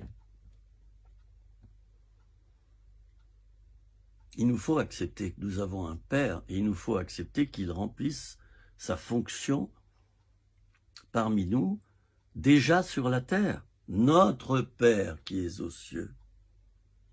Notre Père qui est aux cieux. Que ton nom soit sanctifié. Vous voyez, d'abord on s'occupe de lui. On l'honore. Que ton nom soit saint, soit sanctifié. Que ton règne vienne. On parle de lui encore.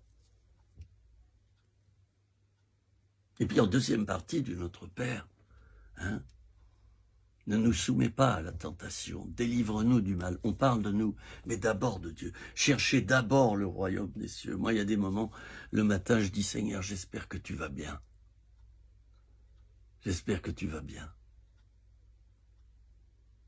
Il y en a qui m'ont écrit sur mon Facebook. Comment? Dieu n'irait pas bien? Il y a de ces commentaires sur les Facebook, je vous assure. Mais oui, il y a des moments, il va pas bien. Dieu le Père, il souffre. Oui, il va pas bien. Quand il voit ce qui se passe sur la terre. Les chrétiens qui se divisent entre eux. Les chrétiens qui se souillent, qui mentent, qui trichent, qui volent. Oui, il va pas bien. Il va pas bien. Il n'est pas tranquille. Il commet pas de péché en s'inquiétant de nous. Mais il va pas bien. Et il souffre. Et Jésus souffre encore. C'est pas les souffrances destinées à notre rédemption, c'est les souffrances du Père, du frère. Jésus, c'est mon frère. Je suis fils de Dieu et Jésus est mon frère. Je suis enfant de Dieu et Dieu est mon Père. Je suis héritier de Dieu le Père et co-héritier avec Christ. C'est important, j'ai pas n'importe quelle place, j'allais dire avec humour que je suis un ministre du ciel. D'ailleurs, j'ai le titre sur la terre de ministre du culte. Et puis il y a le ministre des cultes, qui en France est le ministre de l'Intérieur. Je suis pas du tout d'accord avec ça. Hein, on dit qu'en France, les églises et l'État s'est séparé, c'est faux. Les églises sont sous la tutelle du ministre de l'Intérieur, qui par définition tient le bâton. Il met de l'ordre dans la société. C'est lui qui s'occupe qu'il y ait de l'ordre. Les juges jugent les coupables. La police fait respecter la loi. Et elle punit aussi par des amendes.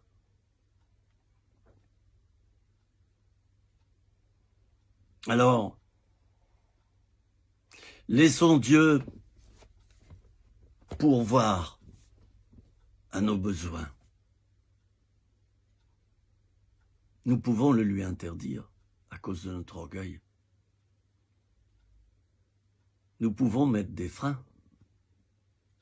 Faire une dépression parce qu'il n'y a plus d'argent sur mon compte, et comment je vais faire, et oh banane, tu as un père dans le ciel, un père ça pourvoit, oui ou non, dans l'idéal.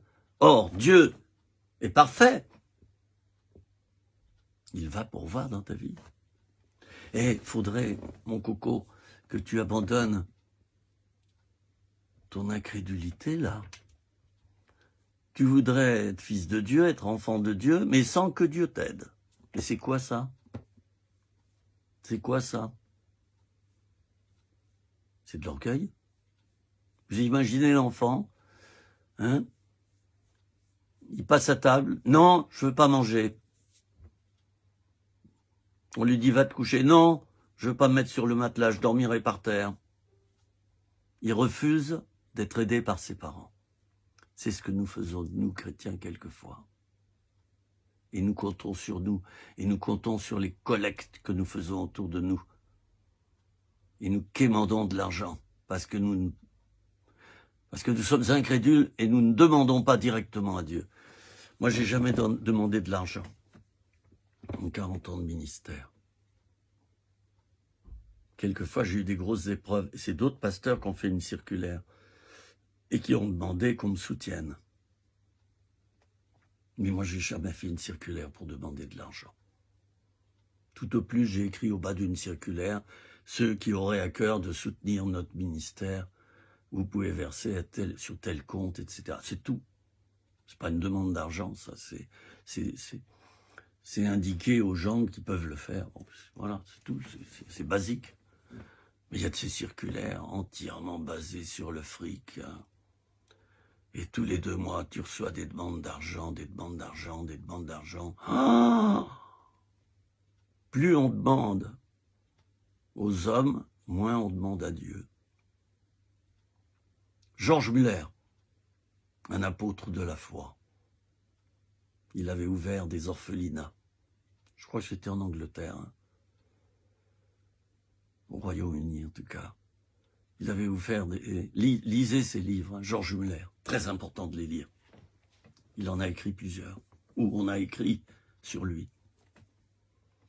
Lisez. C'est un homme, il passait son temps à prier. Il usait les genoux de ses pantalons, hein, l'endroit des genoux. C'était usé. Il demandait dans le secret. Il servait Dieu et toujours il a reçu de quoi nourrir des centaines d'orphelins. L'armée du salut a commencé avec un homme comme ça, William Booth. Il demandait à Dieu. Tu as des besoins pour l'œuvre de Dieu? Chut, tais-toi. Commence pas à prendre la trompette. Chers amis, versez, aidez-nous. Oh, j'en ai même vu un qui pleurait. Oh, il faut que vous nous aidiez, sinon à la fin du mois, notre œuvre va fermer. Mais quelle foi! Tu as drôlement la foi que Dieu va pourvoir. Qu'est-ce qui te prend de demander aux hommes autant et en chialant? Mais t'as un grand Dieu. T'as un Dieu des miracles ou pas? Ben alors. Mais où est ta foi?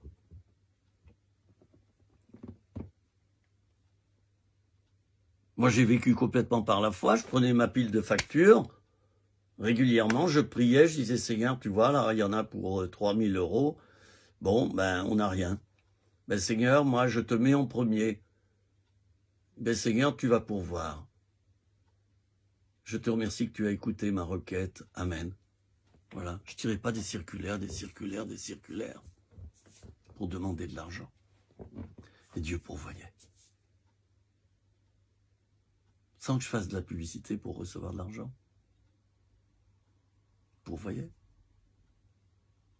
Dieu va dans le secret de ton cœur. Il voit que tu as besoin. Il voit dans l'invisible. Alors tu lui demandes à lui. J'allais dire, sans faire de mauvais jeu de mots, parce que les banquiers à l'heure actuelle, ils n'ont pas une bonne réputation. Alors, je dirais que Dieu, c'est celui, je ne vais pas utiliser le terme de banquier, hein, j'allais dire que Dieu est ton banquier. Non, non, ce métier de banquier sur la terre est décidément... les banquiers, ils nous ont prouvé que,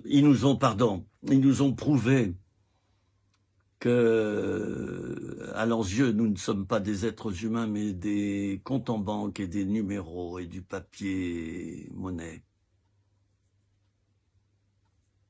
40 années de relation avec les banques m'ont dégoûté de leur politique. Ils taxent les pauvres, ils ne prêtent qu'aux riches. C'est l'inverse de l'évangile. Dieu, lui, pourvoira avec tes besoins selon sa richesse et avec gloire. Tu te rends compte, il est même dit ça dans un verset. Selon sa richesse. Oh ben, lui, tout lui appartient. La création, la terre, nous, tout lui appartient. Et le cosmos. Puis au ciel, il n'y a pas d'argent. L'argent, il n'existe que sur la terre. Dieu va pourvoir. Ferme tes yeux le matin, Seigneur. J'ai tel besoin, tel besoin. Oui, toi, l'étudiant qui me regarde là, tu es étudiant. C'est valable pour toi aussi. Tu es chrétien engagé? Tu respectes Dieu, tu l'adores, tu le mets en premier? Demande. Quand je pense que beaucoup d'étudiants à l'heure actuelle sont obligés de se prostituer pour payer leur fin de mois, ça me fait mal au cœur. Des filles comme des garçons se prostituent. Les garçons se prostituent au niveau homosexuel alors qu'ils ne sont pas du tout homosexuels. Ils se prostituent pour payer leur fin de mois en tant qu'étudiants. Et beaucoup de filles le font des passes. Voilà. Ça me fait réfléchir, ça. Mais toi qui es chrétien, simplement tu pries Dieu. Papa, mon Père, pourvois mes besoins. Il me manque pour de la nourriture ce mois-ci, il me manque pour ceci, cela. J'ai besoin de ça, de ça. J'ai besoin d'essence pour mettre dans mon véhicule. J'ai besoin de réparer mon vélo ou mon scooter. Mais demande, c'est tout à fait légitime, c'est ton papa.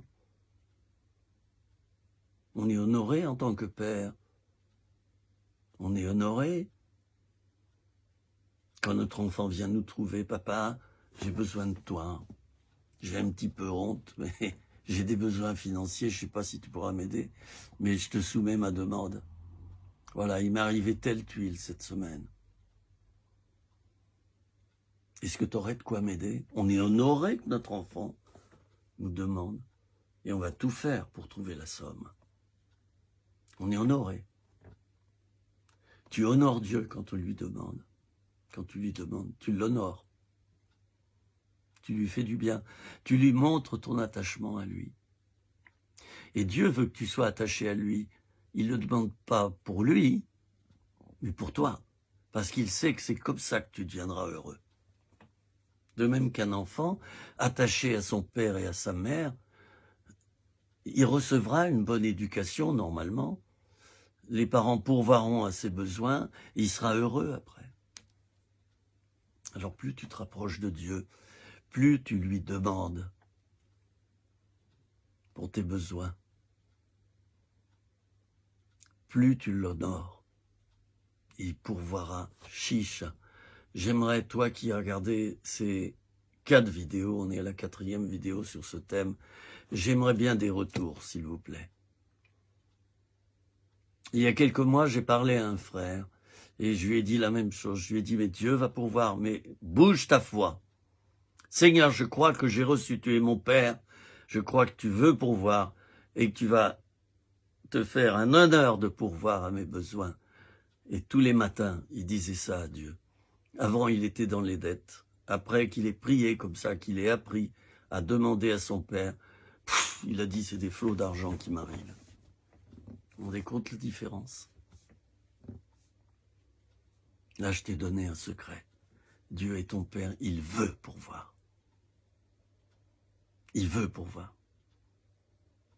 Alors, sois pas orgueilleux en cherchant à tout faire par tes propres forces. Tu vas t'épuiser, tu vas faire un burn-out. Et demande-lui.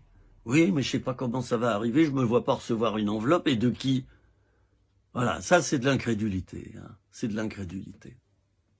Mais tu t'en fiches de comment Dieu va pourvoir. Ce qui est important, c'est qu'il va pourvoir. Et il peut utiliser 1000 moyens pour pourvoir à tes besoins. 1000 moyens. Ça, c'est pas un problème pour lui. C'est toi qui mets des problèmes. C'est toi qui crée des problèmes. Vous voyez la différence entre Zacharie, le père de Jean-Baptiste, et Marie, la mère de Jésus. Il y a 2 annonciations.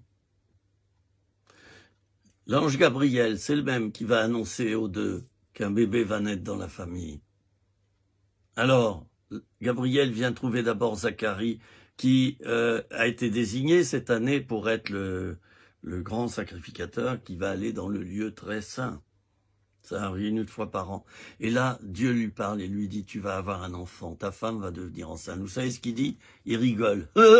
Ma femme est trop âgée, je crois qu'elle avait 90 ans. Elle est trop âgée.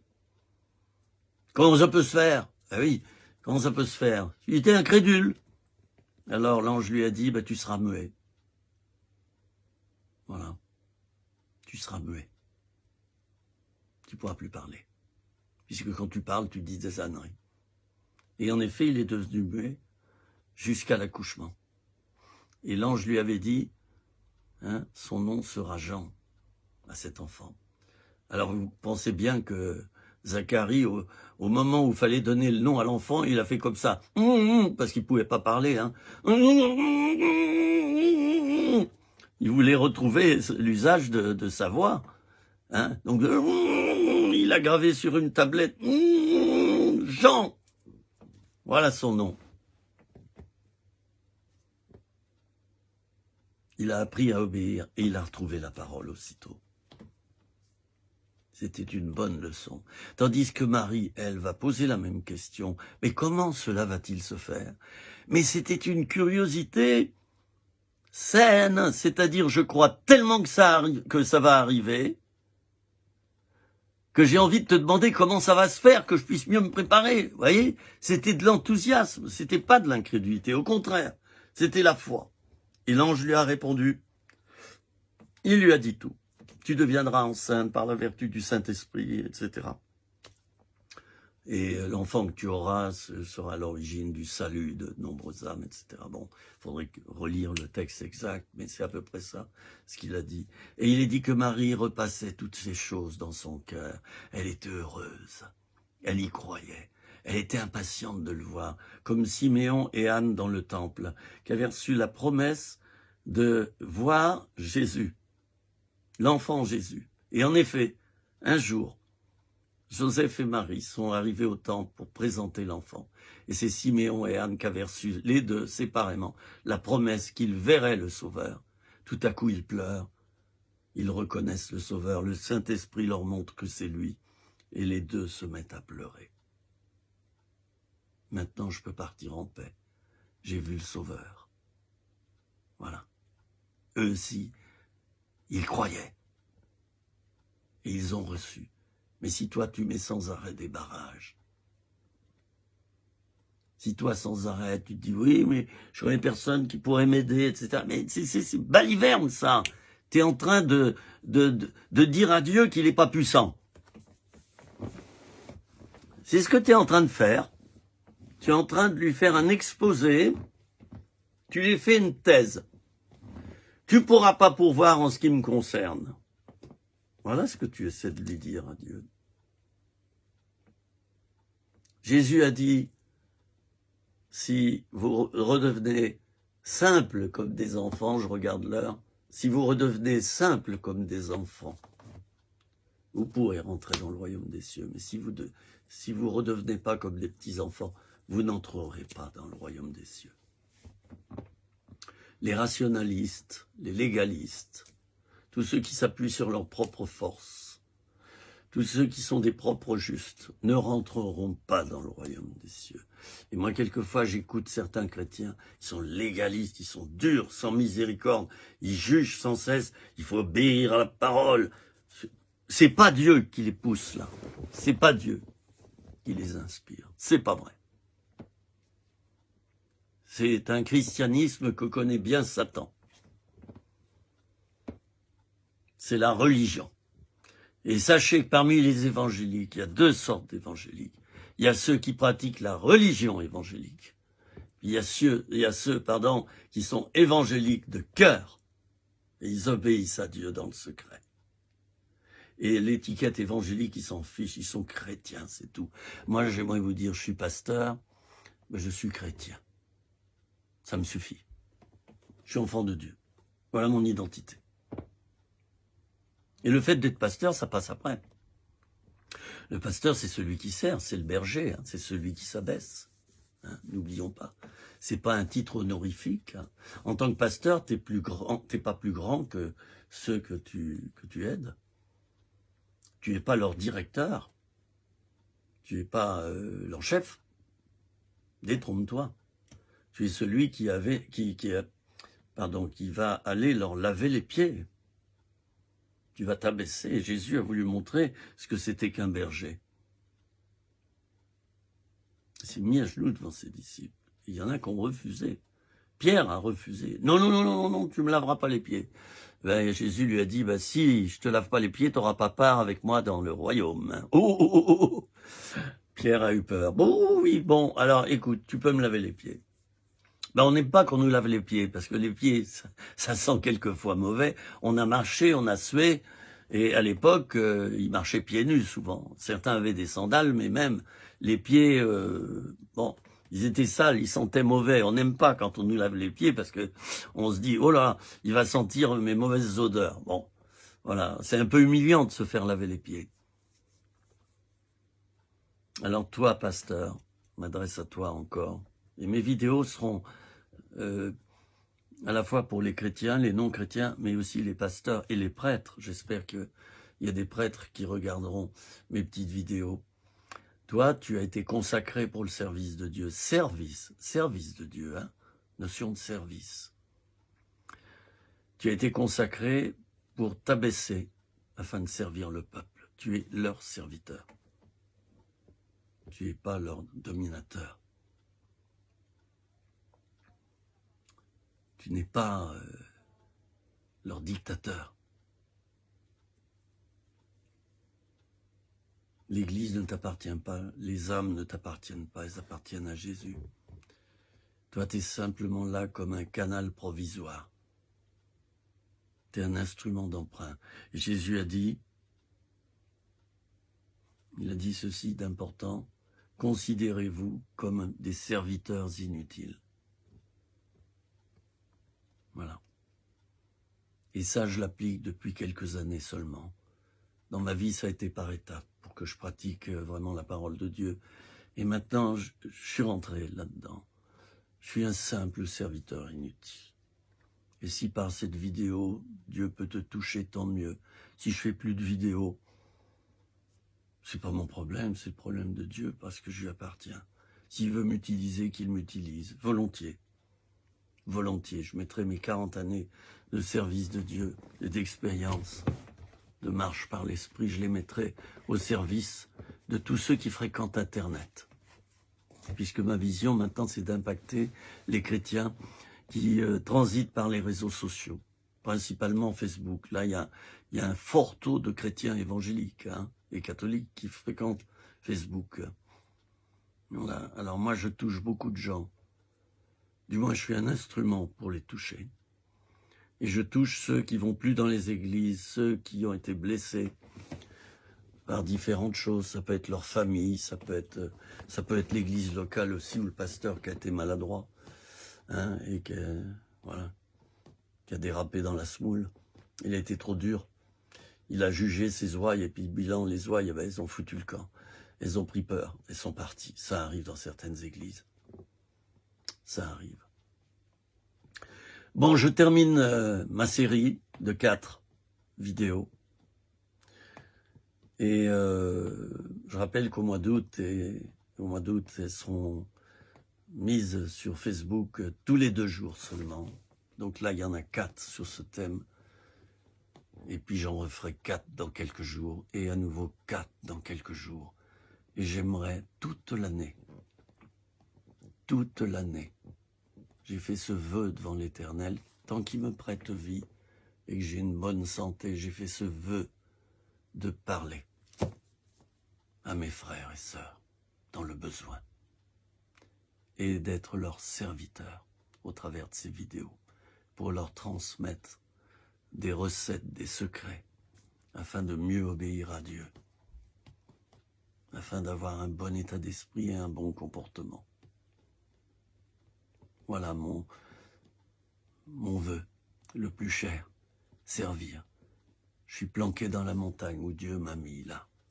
Et dans cette montagne, sur ma montagne, je prophétise. J'enseigne. Devant une caméra. Vous savez, beaucoup de gens sont touchés par ce moyen-là. Je vais prier pour toi, mon frère, ma sœur, qui a des problèmes de foi. Je ne parle pas de ton foie ici, là. Tu as un problème de foi, tu as un problème d'incrédulité. Alors, il faudrait que ça s'imprime, que tu es enfant du Père et que ton Père veut pourvoir. Tu es d'accord de l'accepter? Prions ensemble. Seigneur, je te prie pour mes frères et sœurs qui ont écouté cette série sur la foi, sur le fait que tu pourvois aux besoins et tu te sers de la foi de ton enfant qui court se jeter dans les bras de son père pour lui demander quelque chose. Alors je te prie pour les personnes qui ont du mal à rentrer dans cette dimension, ô Seigneur. Je te prie avec bienveillance pour ces personnes. Mon frère, ma sœur, voudrais-tu maintenant demander pardon à Dieu pour ton incrédulité? Ou peut-être parce que tu n'avais pas compris que tu es un enfant de Dieu et que c'est légitime que tu demandes à ton Père. Il le veut, c'est dans sa volonté, le fait que tu lui demandes. Voudrais-tu t'humilier maintenant, dire Seigneur, je te demande pardon pour mon incrédulité. J'ai pas osé te demander, j'ai pas voulu te demander, je n'ai pas cru que tu pourvoirais, j'ai mis des barrières. Eh bien, que tout cela s'écroule. Pardonne-moi, Seigneur, purifie-moi par ton sang Et maintenant, je te laisse le champ libre pour que tu pourvoies à mes besoins. Et tu vas le faire, j'en suis sûr. Amen. Voilà, chers amis, attendez-vous, vous qui avez fait cette prière, elle n'est pas magique, hein, mais vous qui avez fait cette prière, attendez-vous, pardon, là j'ai donné un coup de pied dans mon pied de caméra. C'est pas grave. C'est pas grave. Attendez-vous à des résultats. C'est-à-dire que Dieu va pourvoir. Chaque jour, refais cette prière. Seigneur, je crois, tu es mon Père, tu vas pourvoir. Tu as tous mes besoins financiers, mes besoins au niveau de ma santé, tout ça. Tous les jours. Ne demande pas, mais proclame que tu as reçu. Proclame que Dieu va pourvoir. Ça, c'est immanquable, tu vas voir. Ça va se déclencher. Les écluses des cieux vont s'ouvrir. Et tu vas recevoir. Et j'aimerais que tu témoignes. Au moment où ça se produira, contacte-moi en privé sur mon Facebook et dis-moi ce qui s'est passé. Ça m'intéresse de voir le résultat de ces vidéos. Hein? Tu me fais un court témoignage, quelques lignes. Voilà, j'ai regardé les vidéos, j'ai mis en pratique cet enseignement et depuis, ma vie a changé au niveau de tous mes besoins. Dieu pourvoit. Voilà, mes amis, à bientôt. À Noël, je mettrai un petit sapin de Noël. Et puis, voilà, dans l'année, il y aura différents décors. Vous voyez, c'est sympa, j'aime bien les petites lucioles, là. Le coup de la plante verte, c'est ma fille qui a mis ça. Et les petites lumières. Voilà, c'est sympathique. C'est sympathique. Donc, à bientôt, mes amis. Ne perdez pas courage. Vous avez un grand Dieu avec vous, omnipotent, omniscient. Il ne vous abandonnera jamais. À bientôt. Au revoir.